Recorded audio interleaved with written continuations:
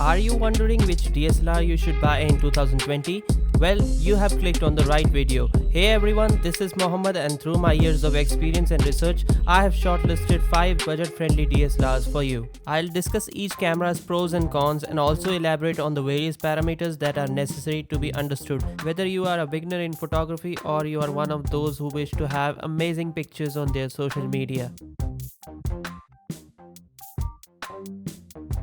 So without any further delay, let's start with the list.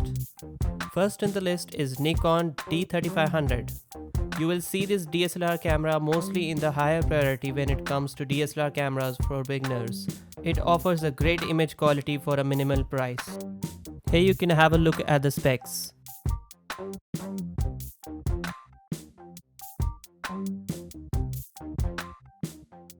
The pros of this camera include the excellent image quality in this price range. It also has a user-friendly interface which is best for beginners. Speaking in terms of cons, it has no touchscreen control. Also, it has Bluetooth for file sharing but no Wi-Fi connection features. Overall, I'll definitely recommend this DSLR camera to beginners. It is a great entry-level budget-friendly DSLR for $350 to $400 price point. Second in the list, we have Canon 1500D. This DSLR is very famous for its budget-friendly price and its minimalistic features for a beginner photographer. You can have a quick look on the features. Its pros include great features and image quality in this price segment. Also, it has user-friendly interface. The cons in this camera include non-articulating LCD and no wide connectivity features. Overall, the Canon 1500D is one DSLR camera which is best for a beginner in terms of budget.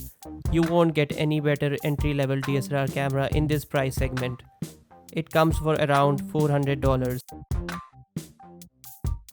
Moving on, third in the list is Nikon T3500's big brother, Nikon D5600. This DSLR is a higher price point option, but it overcomes the touchscreen absence of Nikon D3500.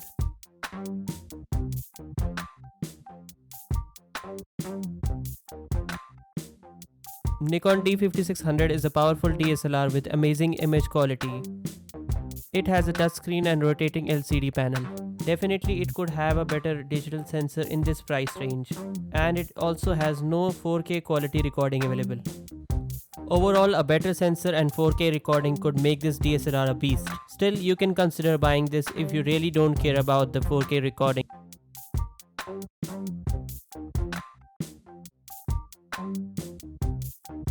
This DSLR might be the cheapest option out there for a 4K recording feature. Its pros include 4K recording and amazing image quality. Also, it is lightweight with movable LCD panel. It is just the price is little higher for a beginner's point of view, and it could also pack some better features in this price point. Last in the list is Canon 3000D. This camera is a great value camera and it packs a good amount of features in this price point. Have a quick look on the specs. It is a great value camera and it has amazing image quality in this price point. The major disadvantage includes a fixed LCD panel. Now that we have gone through 5 DSLR cameras, it is good to understand different parameters when buying a new DSLR, which can help you further in deciding which DSLR is best for your need. First and the most important parameter is digital sensor. A digital sensor is the most valuable part of a camera, also known as the heart of it. A sensor is similar to that of a film like in old cameras which captures light. The type of digital sensor in any DSLR greatly defines the quality of that DSLR. All companies like Canon, Panasonic, etc. have different approaches and technologies to build a digital sensor. There are many details in a sensor like its types and frame sizes, but obviously I won't go through all of them. To be precise, as a beginner, always look for a CMOS sensor with either APS-C or APS-H frame sizes. A full frame size sensor is only for professionals. Another great parameter to discuss here is lens. There is a wide variety of lens available in the market today, but how do you really choose which lens to buy? Obviously you will get a stock lens with your DSLR, but they are unfortunately not sufficient in future and you will definitely need a different lens. For a beginner, landscape and portrait photos are both required. Therefore you can consider buying a 18 to 55mm macro lens. For more versatility, you can go for a 70 to 300mm zoom lens if required. Third important parameter in any DSLR is the video quality it can shoot at.